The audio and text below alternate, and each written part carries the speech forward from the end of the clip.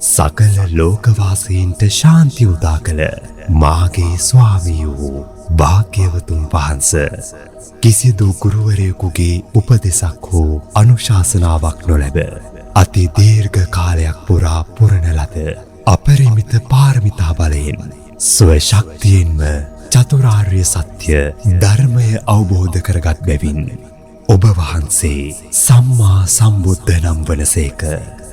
අතීත අනාගත වර්තමාන යන තුන් කාලයටම අයත් සියලු ධර්මයන් කිසි තැනක වැරදීමක් හෝ නොපැහැදිලි බවක් නොමැතිව අත්ලෙහි තබාගත් දෙයක්සේ ඉතා පැහැදිලිව දැනවදාළ ඔබ වහන්සේගේ ඒ සර්වඥතා ඥානය අතිශයින්ම අසිරිමත්ය. අනුන්ගෙන් අසා දැනගන්නා බුද්ධත්වයට වඩා ඔබ වහන්සේගේ ස්වයම්භූ ඥානය උත්තරීතරය.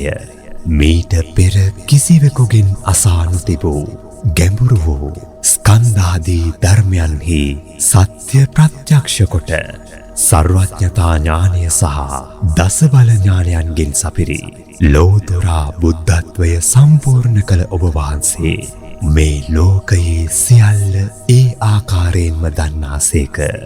එවන් වූ අසම සම අසිරිමත් සර්වඥ වූ ලෝතුරා සම්මා සම්බුදු පියාණන් වහන්සේට මාගේ කය වචනය සිත යන තිදොරින් උත්තමාංග නමස්කාරය වේවා.